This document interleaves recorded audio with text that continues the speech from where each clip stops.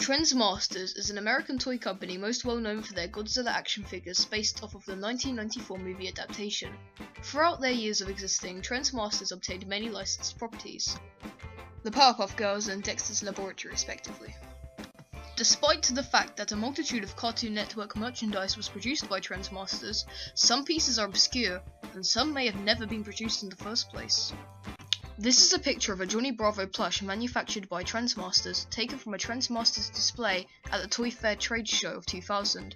It appears to be made in a similar way to other TRENDSMASTERS Cartoon Network plush, being beanbag-like. But what's so special about this Johnny plush? This plush is a prototype. Every product you own had a prototype made of them prior to mass production.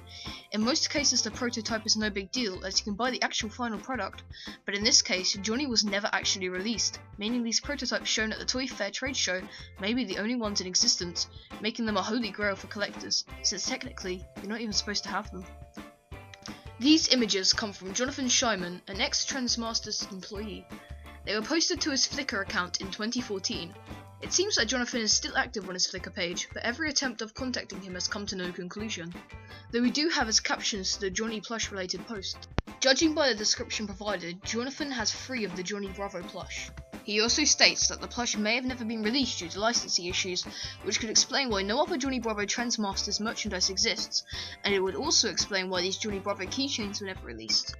If the Johnny plush truly was a prototype, then how many were made? How many of them are floating around in flea markets or hidden away in private collections? I thought about this myself, and decided to look into how many have actually been sold. You'd think that a prototype plush of a somewhat desirable character would go for a lot of cash on an auction, when in reality, it's not like that. In fact, the only recent listing I could find was this one here from eBay UK. The seller was obviously unaware of the fact that this is a prototype, due to the price and the title of the listing. If somebody was fully aware of the item's rarity, they would make sure anyone viewing the listing was too. So how did an ultra rare prototype end up in the hands of a clueless eBay user? I'm actually close friends with the person who bought the Johnny plush, and he was kind enough to supply pictures. We now know that Johnny is 11 inches tall, and just like Jonathan Shyman's Johnnies, this one is tagged. That's all well and good, but how do people get their hands on these kind of items? How do they end up in such random places? I did some digging and discovered that in most cases, after being showcased, prototypes are either destroyed or taken home by employees who helped work on the line.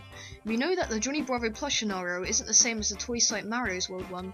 For those who are unaware, many prototypes from the Mario's World set made by the now defunct toy site were sold on eBay and are now in the hands of collectors. But for that to even happen, the figures must be taken home by employees. Shyman also says that he actually had to find the plush, meaning that he didn't get them from the company itself. So was there a handful of eBay auctions back in the early 2000s for Johnny Bravo plush after the toy trade fair, all of which are untraceable?